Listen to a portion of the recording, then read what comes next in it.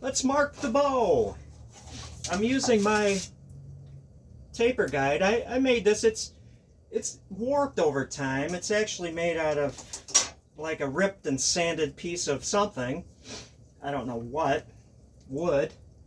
And it is curved, but I like the curve. As I'm putting it on the bow, I could do it either this way or this way. It's the same thing, right? And I always have the curve kind of following any potential curve of the bow, so it's not going to slide off when the bow is sideways. But to give you some idea, this is, let's see how long this thing is. This is 36, another 6, it is 42 inches long. And I don't have it at the length of the bow. I made it longer than I need to so I can adjust it this way. Let's get it oriented right.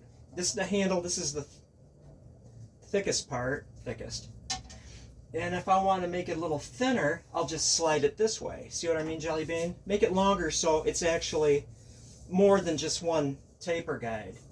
It is 42 inches long. Let's go over this. Oh, I've got millimeters on here too, so I'll do it. It is 3/4 of an inch at the thickest, which is a good starting point. Millimeter wise, let's see here, it is approximately 20 millimeters.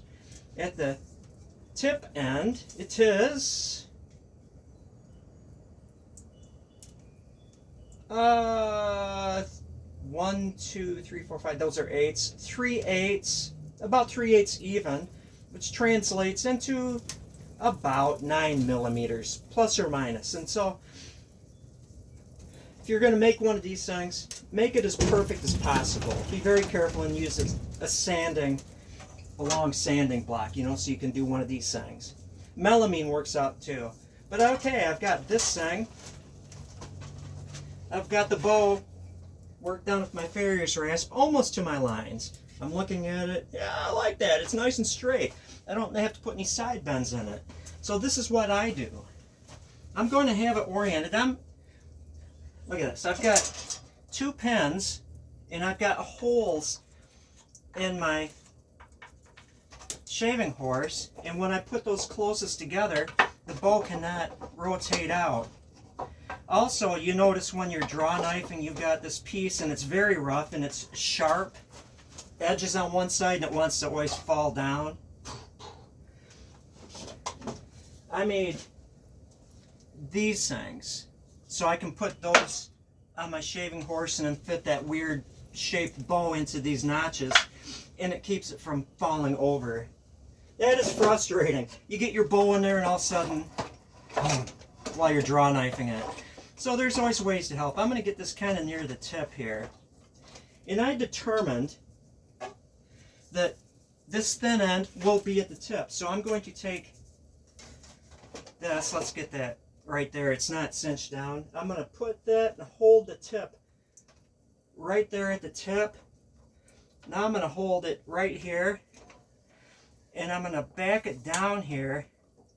So I've got a stop block. My Jorgensen clamp is a stop block. It's still good. And I always start, where's my pencil? Oh man, I'm going to sacrifice a sanding block here. I need to sharpen my pencil as everything falls down. I'm not going to use this sandpaper. I'm going to put that there. Pardon me.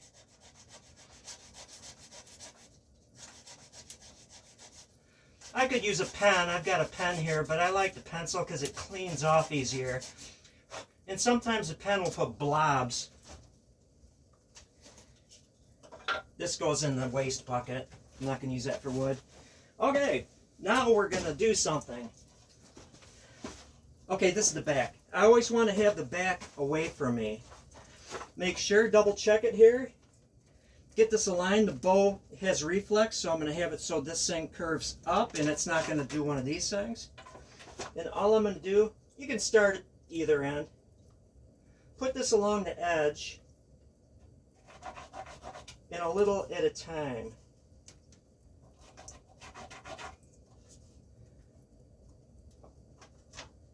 There's a slight bump in the back there, but I'm not going to follow that. It's such a slight bump.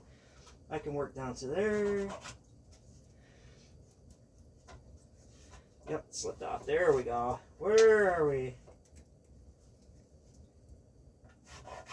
Yeah, that's a decent run. Oh, I've got a decent run here. To there. Tip it. Another decent run. It's nice working with straight staves. Another decent run.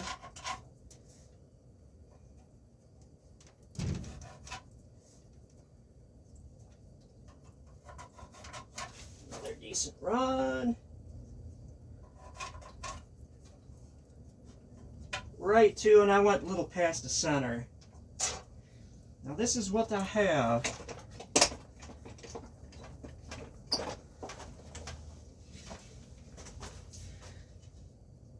Look at that nice line.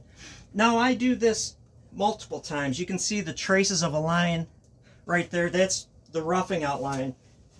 What I'm going to do is I'm going to make sure that I don't want to have any other lines on this thing. There is only room for one line. Always make sure it's clean. I had the trace of the line on the handle section. I sanded that off. You can still see it. There's like the little skittering along there. That was from the first go around of thinning. But I more or less erased it because I didn't want to get confused. You know, by lines. I've got too many lines. Which line do I follow? Okay. You've mastered that part of it. Let's put this... Oh, I did it on this side, of course. Get this thing... These things are more stable in gripping if you have them parallel. I did it on that side. But, so I'm not going to be sitting on the bench when I do this. But this will demonstrate why I like a Jorgensen clamp instead of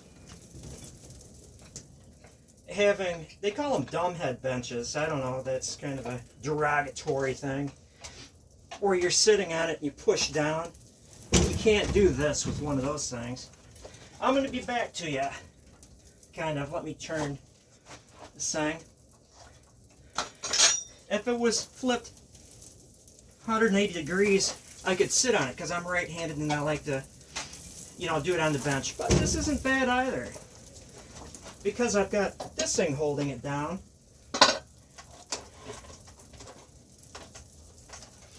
Now pay attention.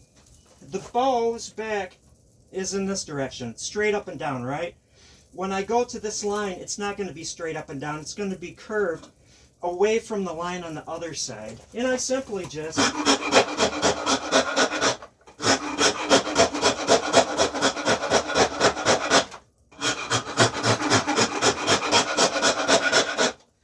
do that. Now, I could certainly draw knife it. But the funny thing about Farrier's rasps, there's it's flat, but there's multi-cutting edges on this thing. When I take this, it's flat against the back, right? And I tip it so it's angled towards the tip this way, it cuts fast. I'm using the leading edge and it removes wood fast. And on maple, I don't need to draw knife it down near the line. This works fast enough. The results, and I'm going to use a pencil here.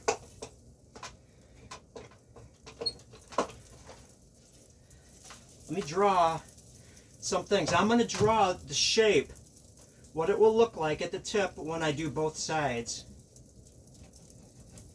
I'm going to exaggerate it. When I get done, Farrier's rasping it down to the lines on both sides, I'm going to have a V like that. It's going to be a hump running the whole length of the bow. Then I just take my pegs, make it wider, stick the bow so the back is on the ramp of my shaving horse and the belly is up. Then it's just a matter of flattening it off, but not all the way to the edge. then I sand it or scrape it. Because if I flatten it with the farrier's rasp all the way down to the edge of the bow, I'm going to get tear off. And so I don't do a sideways farrier's rasp, flattening it right down to the edge. I'm going to sand it. And then once I sand it, yeah, I can see the growth ring pattern. And this is, let's look at the growth rings. They are even. They are even, Steven. This was from a bigger tree that I cut down and split. I was able to split it, not like elm before it was dry. Maple is nice. I'll be able to look at what I talk about. I'm going to have a growth ring right in the center. Then the next one will start just outside. Then I'll start getting those intervals. And because this is maple and it's finer grain than that hickory, I'm going to get more cutoffs in growth rings. There might be 7 growth rings jumped from the center of the handle to the tip, opposed to like 3 or 4. Not including the center one for the handle. And then I can just literally, I could take the pencil and draw those V's along the end. Okay, that's just right to the fades on either side. This one is 1.5 inches from that last one.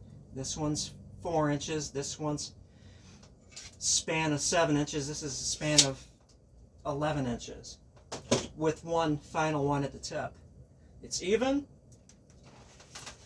Looky there, I've got a good growth ring potential. I don't need to even freaking put it on a tillering string. I can shape it and then do final tillering after the sinew is dry.